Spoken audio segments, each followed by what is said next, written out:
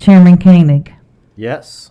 Motion passes. It seems should pass on the House floor. That was a whole lot easier than getting the first one passed about a decade ago. Mr. Chairman, thank you, and members of the committee, thank you, and blessings to all of you in the next 5 days as we get through Thank here. you. Thank you. Next up, I see Senator West is in the House. We will have him come on down and talk about Senate Bill 65. Thank you, Mr. Chairman. Glad to see the passion of the committee for quadricycles. Apparently some here have ridden those before. We have Senate Bill 65, and I just want to say thank you to Chairman for discussing 65 and the committee sub or lack there with me and working through the process. I'll be speaking today just on Senate Bill 65 clean. That's my understanding. Yes, sir. From the chair. I'm chair of the Administrative Reg Review Committee along with Representative Hale. Senate Bill 65 is filed kind of in tandem with and works with Senate Bill 2 that we passed earlier in the session. And it's, if you have not had the pleasure of being on Administrative Reg Review before, it's completely different than any other committee in Frankfort. We only have power to do certain things on that committee. We can ask for a deferral. We can vote a reg deficient. And if those two things don't happen, the reg automatically moves forward through the committee. This bill does three main things. It nullifies administrative regs where found deficient. It prohibits the reenactment of regulations for a designated period of time that are identical to or substantially the same. And it requires a list of these regs to be made available to the public. So you would think maybe that's not that big a deal, but this is a huge deal when it comes to policy and protecting really the power of the legislative branch. And so, in effect, what we're doing, any reg we find deficient during the interim period at the beginning of this new session, I, as chairman of the committee, have made the decision I will be filing, as long as I'm chair of the committee, I'll be filing a bill that all those regs found deficient are hereby null and void. And in effect, what that does is it sends a message to the agencies that, you know, you can have these regs for a short time, but if we find them deficient, there's a reason we found them deficient. And we're going to hold you to account at that time. Motion on the bill? Second. We have a motion, Representative Cook, second. Representative McCoy, did you have more you'd want to impart, Senator? It seems to be rolling pretty well, so I'll just leave it at that. We have a question from Representative Birch, or comment. Point of information, what did you find deficient about this or any particular regulation? It seems to me this is pretty broad. The reason I asked that, Senator, is back in the 80s, we did a similar piece of legislation that every regulation had to be put into bill form. As chairman of Health and Welfare at that time, I had 80 regulations put into bill form. That lasted about 2 days. They formed a committee and repealed that bill because it's impossible to do that. Regulations are introduced for a particular reason to meet a certain need at that particular time, and I'm not saying all of them should be continued on. Right. But this is pretty broad, that you just, anything you find that you think might be deficient, it's deficient. And I think you need to go further than that there. That regulation was put in for a particular reason. Tell us what it is. What is the deficiency about a particular regulation? This is really too broad. It'll probably pass, but it's too broad. And I say we've been down that street several times, and it just don't work. Thank you, Mr. Chairman. Thank you for the question. It's important to point out, I should have mentioned earlier, every committee has the same power to do what the Administrative Reg Review Committee does. So, for instance, one of these regs was before the Health and Welfare Committee.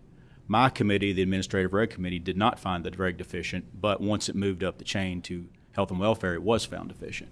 So this bill applies to all committees across the General Assembly. So as a group, we looked at hundreds and hundreds of regulations through that process. During the interim period, during that whole process, we found 3 regs deficient, and 2 of those regs were the same subject matter. So as you can see, we're not, as Administrative Reg Review Committee, we're not tying the hands of the administration that much, because during that large body of regs, we only found 3 deficient during that time. And this bill only applies to those three regs. Representative Westrom. Gosh, I've been here 23 years, and I would love to have an example of a reg that's deficient. An example of there's within 13A regulations, and there's criteria within 13A that set that up. So, and I do have Administrative Reg Review staff with me today. They have 13A memorized. I do not, so they can point us exactly to where it is. But you have a list of, it's either 7 or 8 reasons why a reg can be found deficient. And so when they come before the committee, there's 7 or 8 reasons why they can be found deficient. It's like magic. It appears. But it's 13A 0302. It is 7. It appears to be wrongfully promulgated, appears to be in conflict with an existing statute, appears to have no statutory authority, appears to impose stricter or more burdensome state requirements than required by federal law, fails to use tiering, excess of administrative body authority, appears to impose unreasonable burden. So those are the 7 reasons within 13A. Bottom line is, we don't want the cabinets or agencies setting policy. We don't want them using rulemaking authority to enact statutes. That's the job of the legislative branch. The executive, their responsibility is to execute the laws, and the regulations are meant to carry out our legislative wishes, the intent of the legislature. Is that adequate, Representative? Perhaps we should talk later. I cannot imagine what a monstrous challenge this is. And do you also find errors in the bill drafting? We've got so many new bill drafters, and it takes years and years and years to build that institutional knowledge. Is that reviewed also? Yes, that's part of what they do on a daily basis. And they're brilliant, I know that. We have great staff. They do great work. And so they have their own checklists and systems. And so they flow every regulation through the process to make sure it meets all the check marks. In the process, we also have amendment. There's an opportunity for amendment. So the agency can amend their regulation to meet any of those needs or changes. But we also have we have agency amendments. We have agency amendments which are meant for that. But we also have committee amendments where our staff, if they catch something, they can propose a committee amendment to fix anything that's wrong. So one of the big things they do is make sure that the regs fit properly within the statutory system, and there's no conflict or it's easy for a lawyer or somebody to pick up the reg and it flows properly. That's one of their jobs as well. So long answer, I'm sorry. No, that's very, very helpful. Thank you. Yeah. Thank you. Representative Mosier. Thank you, Mr. Chair. Thank you very much for this legislation. We haven't really had a chance to talk about this, just you and I, and so I have a question about the Labor Cabinet reg, because the other reg came through our committee, and I would just like to, by way of a comment, and maybe some clarity for the rest of the committee, explain how all these how the regulatory process works. It comes through you first, then it comes to our individual committees. Yeah. Representative Birch is right. We have an abundance of regs to review. I think we had 39 regs on one of my most recent meetings. You should see my committee. Exactly, right. So I understand how difficult it is to stay on top of all this. There is a process to defer the reg, and we've had great success over the interim in working with the cabinet to slow down the process. If anyone had questions, to defer it and work on the reg. I mean, it has to be dealt with within a certain period of time, but that's been a pretty effective strategy for correcting anything that we've seen that could potentially lead to a deficient finding. Is there anything in 13A in Senate Bill 2 that we just passed that would assist with this particular issue that you're seeking to address? The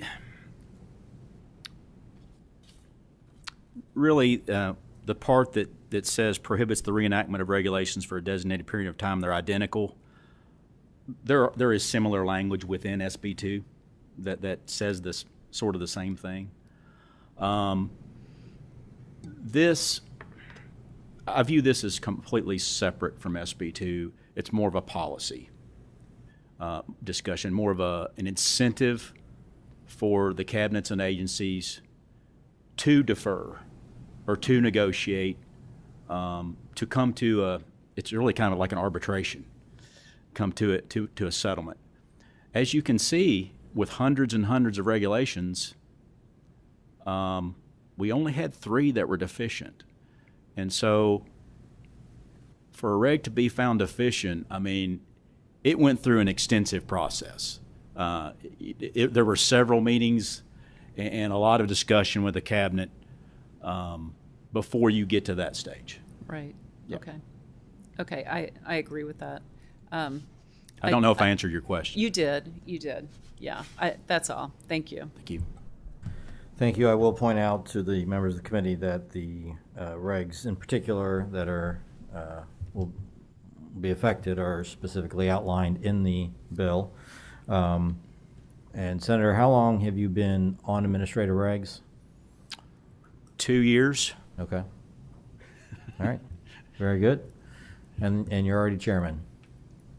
Oh, no. My first experience with administrative regs is when they made me chairman. Okay. Well, So good. that's, We have a motion, a second. Are there any further questions? Seeing none, Madam Secretary, please call the roll. Representative Banta, Yes. Representative Bratcher, Yes. Representative Birch. I'd like to explain my vote. If we get the reg in time, we've got plenty of time to bring it to the cabinet's attention and work it out prior to us ever approving it or disapproving it. And I think that if you've got 3 out of, like, we got 39 or something, we haven't found many deficient out of that there, I think that this is probably overstepping. It's like killing an ant with an elephant's foot. But it's nothing personal against you, Senator, or anything, but I just feel like this is too broad that we can correct a lot of this stuff at a committee meeting, and if it's brought to our attention fast enough, and I'll just vote no. Okay. Pass. No. Okay. Representative Flannery, Yes.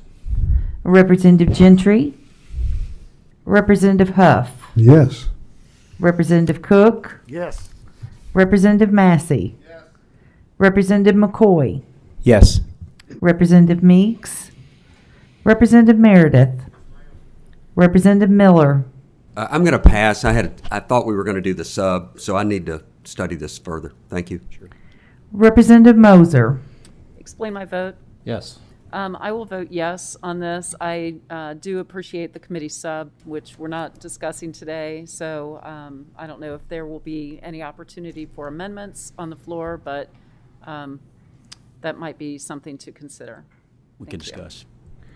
Representative Palumbo. No. Representative Pratt. Representative Santoro. Representative Timoney. Yes. Representative Westrom. Pass. Chairman Koenig. Yes. Motion passes. Same should pass on the House floor. Thank you, very Mr. much. Chairman. Thank you, members.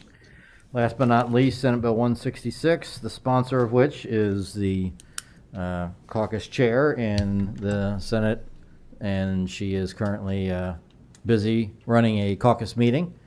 So I believe we have Jessica Burke available via remote, correct? Yes. And Hello, Mr. Chairman. Thank you for having us. Sure, and Leon also? Leon Heaton. Okay. Jessica, if you would introduce yourself for the record and go ahead and carry the ball. Sure. I'm Jessica Burke. I'm the Senior Vice President for Legal and Government Affairs for Addiction Recovery Care. We're one of the largest private providers of addiction recovery services in Kentucky. And I'll let Leon introduce himself really quickly. Leon Heaton. I'm a member of the Kentucky Alcohol and Drug Counseling Board. And what this bill does today, this is something that the CADC board brought to Addiction Recovery Care, and we've been working with them. We, as every other provider in the state, have a real problem with finding enough counselors to treat this substance abuse problem that we have here in Kentucky. So we're always looking at ways to attract new qualified practitioners. And one of the things that we discovered was that we are missing a pot of professionals here in Kentucky. Right now, we have a credential called a licensed certified alcohol and drug counselor here in Kentucky, but that requires a 60-hour master's degree. There is a recognized credential in other states, and that the International Certification Reciprocity Consortium recognizes that you can have a 30-hour master's degree. We do not have that credential here in Kentucky yet. But our colleges and universities are awarding 30-hour master's degrees. So what is happening is people are getting this education here in Kentucky and then taking it to other states where they can actually use it. What this bill does is create a licensed alcohol and drug counselor credential for those folks who have that 30-hour master's. So that's what this does. It also creates a certified clinical supervisor credential.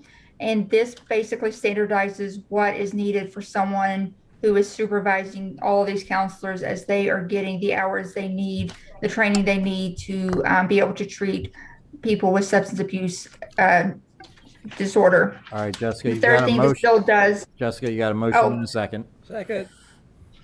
on the bill. You can keep going if you want, but I've got somebody who has a question. sure. The only thing I was going to say is it takes effect March 1st to line up with Senate Bill 191 from last year. So all the changes would take place at the same time. Excellent. Representative Bratcher? No, I was just, you may have mentioned this, ma'am, but what is the hours that the master's degrees are at currently? 36, you said? Currently, the licensed clinical alcohol and drug counselor has to have 60 hours of a Six- master's degree. 60, And, okay. and that credential stays. So we're not getting rid of that. That credential will stay. There will still be an LCADC. This just creates another credential for the people that have that Oh, I 30-hour see, I master's. see. Okay, thank you. It'll be two separate credentials. Any further discussion or questions? Seeing none, Madam Secretary, please call the roll. Representative Banta. Yes. Representative Bratcher. Yes. Representative Birch. Yes. Representative Flannery. Yes. Representative Gentry. Representative Huff. Yes. Representative Cook. Representative Massey. Representative McCoy. Representative Meeks. Representative Meredith. Representative Miller. Yes. Representative Moser. Enthusiastically, yes. Representative Palumbo. Yes. Representative Pratt. Representative Santoro. Representative Timoney. Yes. Representative Westrom. Yes. Chairman Koenig. Yes. Motion passes. The same should pass on the House floor. Thank you, Mr. Jessica. Chairman. Having come to the end of the agenda, we're going to stand adjourned. I have no anticipation of any other meetings, but if you've been here before, you know that that's not always the case. So keep your eyes and ears open.